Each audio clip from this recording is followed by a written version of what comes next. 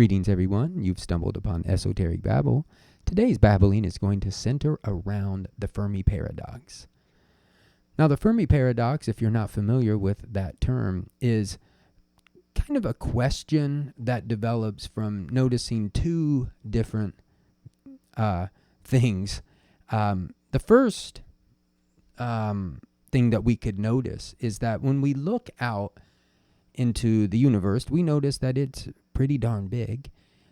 And I mean, it's sort of vast. Even what can be seen is vast beyond human conception, beyond our ability really to conceive of how big that is. But even if we discount most of the universe and just center on our galaxy, we have billions, the famous Carl Sagan, billions and billions of stars in our galaxy. And, we already know that many, and I don't know the percentage, but many of those stars have planets. And so even if you whittled down a percent of billions and billions, you're going to come up with, at some point, we're going to find that there should be not only life, but there should be some sort of advanced life, more advanced than us. I mean, just imagine if there was sort of like a parallel Earth, but where people had started even 1,000 years, if they'd had like 1,000-year head start, or 100,000-year head start, or 1,000,000 years head start. I mean, that's not even a blink of an eye in terms of how old the universe is. So, we would expect, by looking out and seeing the vast amount of stars, that there would be all sorts of, or at least some, life that may be detectable life, or that there would be some advanced civilizations that are trying to get into contact with us. And of course, the Fermi Paradox is an acknowledgement of the second thing, which is that we don't find any real compelling evidence for advanced civilizations that are out in the galaxy somewhere. There are no radio messages coming our way, and we're not picking up the equivalent of TV signals or radio signals, and so on and so forth. Now, on the one hand, that might seem sort of silly. I mean, it could be that they're kind of far away, and that if we're trying to pick up things like radio signals, it might be just that it's, and I'm not the person to ask about this, but it seems like it would be pretty difficult to scan every frequency and even be able to detect something from 100, or say like 50,000 light years away, 10,000 light years away, 100 light years away. I mean, it just seems like obviously that could be difficult. But at the same time, if you think about from the other perspective, like an advanced civilization, if there were an advanced civilization that were even 1,000 years ahead of us, or, like we said, it could be, there could be civilizations out there that have 1 billion-year head start. I mean, who knows? It seems like they would have ways of showing their existence, that somehow we would look out and we'd see, just like we look out on our own planet and we see a lot of, how shall we say, our technology has impacted our environment quite considerably. There, at night you could see the Earth from space. There's lights all up and down, the East Coast, or actually, all over the U.S. and basically all over the world. You're gonna find. I mean, I guess what I'm trying to say is that very dense populations centers like Tokyo, New York, Mexico City, in Europe and China, you're gonna see a lot of light emissions, and so I think people, we expect something similar when we look out into space. We think like, well, there should be some mark, some sort of evidence that there's an advanced civilization out there. Now, I propose to offer my solution. There are many quote solutions or just answers or discussions that are really interesting about the Fermi Paradox, and there are certainly many other places you could go. Isaac Arthur is awesome. He summarizes those real well, and you could just enter Fermi Paradox into the old YouTube search or Google search, and you will come across many people who are actual physicists and astrophysicists, and you can get their points of view, or they're actual futurists, and so on and so forth. But my sort of take on it is, I don't know that this is wholly different, but I would say first and foremost that it's very possible that that we live in the midst of an alien civilization and we just don't know it. So that's the first, that's my first of two. These are sort of tied.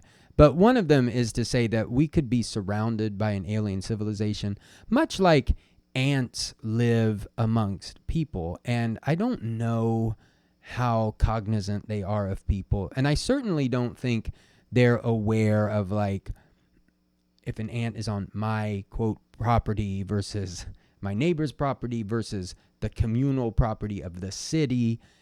I don't think that they're aware of that, even though they obviously have their own, like, make their own territorial claims. I don't know that they are aware of human civilization. And, we could extend this by analogy and imagine that we live amongst beings that are just so much more advanced than us that we just don't have any way of understanding, any way of processing. It would be almost impossible for us to pull apart their existence from, like, the fabric of just what we see as reality. That doesn't sit well with a lot of people, because I think it's just understood, like, there are people among humans who would like to contact ants, and certainly who study ants. But I don't know that out of all the, if we want to say problems, or all the all of human endeavor, it may not rank real high trying to contact ants, because, we could also, like, we could contact flies, we could contact bees or praying mantises, or, there's all sorts of, and if we're going to, like, really try to establish communication with another species, it would probably not be with, we may not pick single-celled organisms, or or bacteria, or just fill in the blank. I mean, we're probably going to try to find something that, like other primates and other mammals.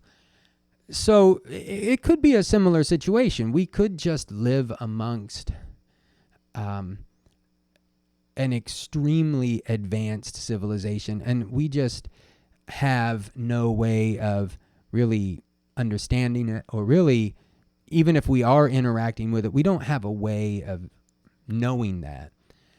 And so I think that solution to the Fermi Paradox is not real. It's not a really welcome one, because it sort of leads us right back to the, as if it would functionally be the same as if there were no advanced civilization there at all, because we just can't know about it. It's not that it isn't, like, maybe ontologically different, but there isn't really a way for us to probe it and, or to sort of make inquiries about it, and to, to study it, really. Though that might be incorrect. Maybe if we really took that point of view, we could look and see if such things existed. And that actually takes us into a direction I'm going to come back to a little later. I want to mention, though, I think that there's another interesting solution to the Fermi paradox, and that is it's quite possible that as civilizations get more and more advanced, that instead of looking outward, they go the other direction. They become more contemplative, that they become more like Buddhas, and they, whatever it is that they're seeking either higher mental states, whatever their equivalent of that would be. They're seeking other planes of existence. Let's say, for the sake of argument, even if you don't think planes of existence exist, say in the same way that a table or chair exists, that they are exploring them introspectively. They're exploring them the way meditators would explore or do explore such things. And again, because they're trying to gain like a first-hand point of view. They're not studying it from like this detached third-person point of view, but they're making the sort of the journey. They're taking, they're making that journey. Let me just repeat what I said there. And I think that one is a little more interesting. I think, and I would say that it has, one reaction to that might be, well, maybe some people in a civilization would do that, but there would be others who would want to go explore and maybe, quote, colonize. But I don't know. We aren't those advanced civilizations, so it's hard to know. But I would say that there's it depends on our, it depends basically on our philosophical bent or what our experiences are, how seriously you take this sort of notion of like maybe consciousness as being its own irreducible reality, that other planes of existence might actually exist in some way. So it could be that if we allowed for a minute that those things did exist, or even that other civilizations thought they existed, I think that it's not difficult to understand that these civilizations would seek after them. And that's basically my second solution to the Fermi Paradox. So of those two, I mean, they actually both could happen at the same time. I mean, there could be countless civilizations.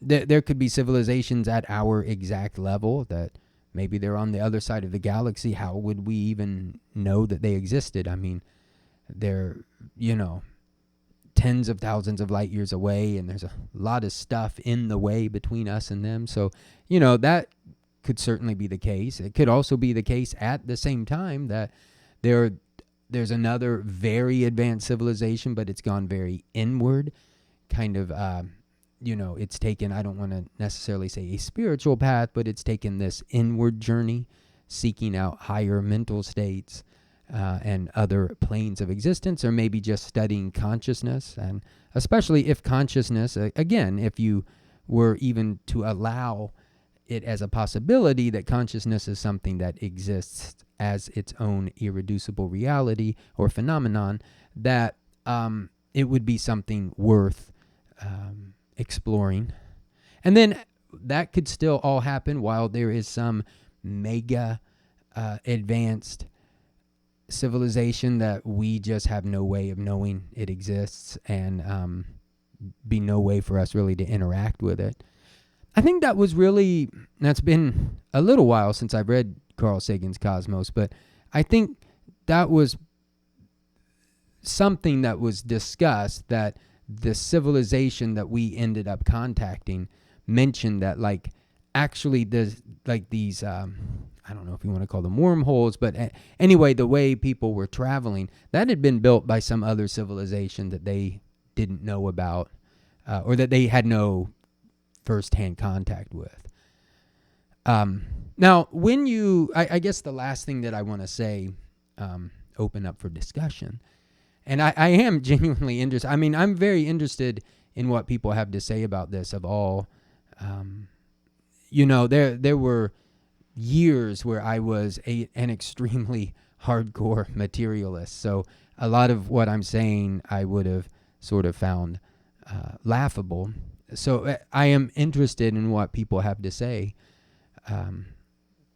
from that point of view. I'm interested in really anyone's point of view on this subject. But lastly, and I know that what I'm going to say is sort of politically fraught here in the U.S., but I want us to sort of step back and look at this a little more philosophically. It could be that we are surrounded by this mega, hyper, ultra advanced civilization, and that it's, the equivalent of the divine, or some sort of like, maybe if we're familiar with like the difference maybe between a demiurge, who is, some sort of creator of the world, but maybe not like an omniscient, omnipresent sort of deity that sees the future and, is equated with being. But we're talking about something, gods maybe found in the Hindu pantheon and the Greek, and just very advanced beings. Who knows in that case what they've fashioned? Maybe they've fashioned us. Maybe they made life. Maybe their life is completely different from ours. Maybe like if we looked at physically how they're made up, that it doesn't resemble our sort of carbon-based life in any way. We could be some kind of experiment like that. And when people, by the way,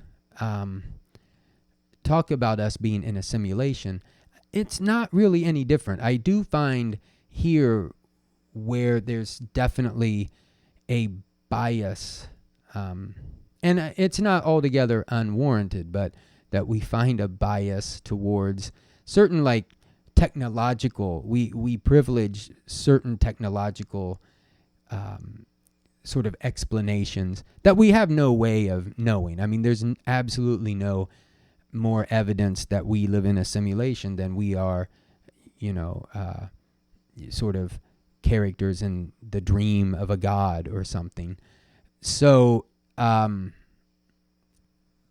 having said that, if we thought of an advanced civilization, like maybe not only are we an experiment, but yeah, maybe we are somehow running on software or something. I mean, I think that, just to put my cards on the table there, I think that people who look into this, not, even sort of, even not very carefully, have noticed this trend, certainly in Europe, in European thought, to sort of equate the highest achievements technologically, the highest technological achievements with, comparing that somehow to consciousness, whether it's gears or now computers.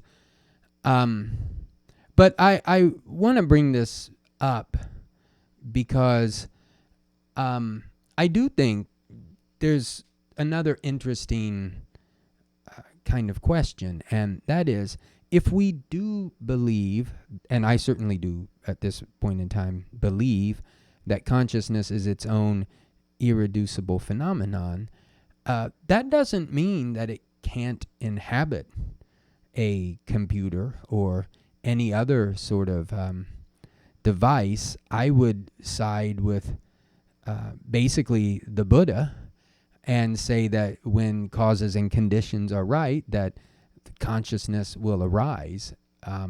It doesn't, as far as I know, all that we've ever seen become conscious are obviously biological entities on this planet, but I don't know that that would have to be the case. Maybe you could fashion something out of plastic and metal and electricity or who knows what, but when the conditions are right, the consciousness would just flow into it. Just like if you have water and it's running down a road or something, it could collect in a little pothole, or you would just need, and it could be differently shaped holes or whatever. It just needs the proper conditions. So I would say I don't think people know what those conditions are yet. I have a feeling, and I'm very I'm very pro technology. I'm sitting here, recording.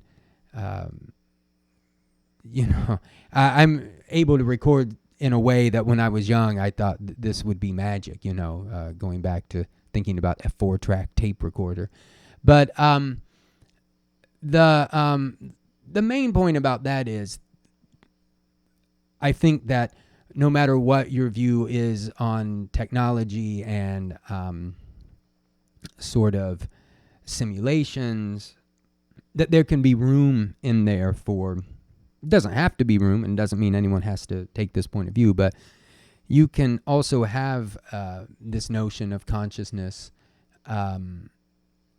being an entity or being a phenomenon, and fitting in with this, with technology. I don't think there's anything that rules that out. Like I said, I don't think we're anywhere near making something that's going to have consciousness run into it. But as I said, I'm not in a position to say that would never happen. I just don't know that. I'm pretty certain right now that it's not going to happen very soon. But anyway, that's a little off topic, but I wanted to bring that up because I just think that the concept of consciousness is something that's interesting, and it could be that other advanced, or if there are advanced civilizations, that they might find it extremely interesting, and maybe that's all they end up studying. And actually, on the final note, we should mention that it's often seen, we kind of think about futures sometimes. Of course, there can be dystopian futures, apocalyptic futures.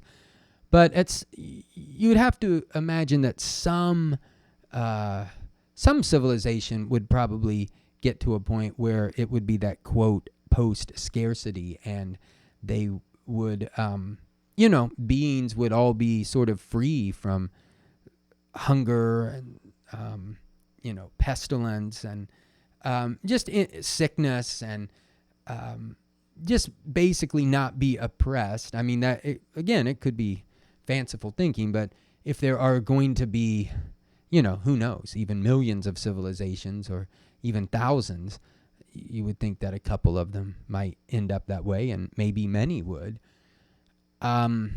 So I bring that up because in a post-scarcity situation, let's use that term, it seems like people would be free to investigate many things. And again, one of those things that could be investigated would be the nature of reality, and not the way that a lot of physicists sort of like to talk about, like, oh, we study reality.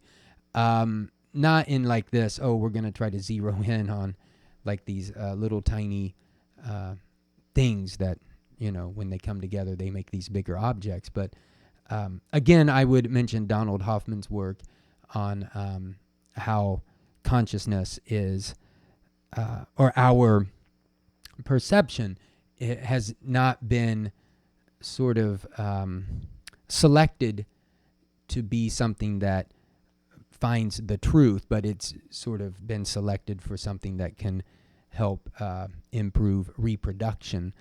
So it might be that civilizations start to probe these sorts of questions, and that they become very uninterested in, like, well, we're trying to find out what happens right around the Planck scale. And I'm not saying that that's not interesting, but it may be that there are very many more interesting things that happen around questions of consciousness and other planes of existence. So with that, I'll kind of wrap up this sort of chaotic little talk on the Fermi Paradox. Peace to everyone, and I hope all living beings everywhere will be happy.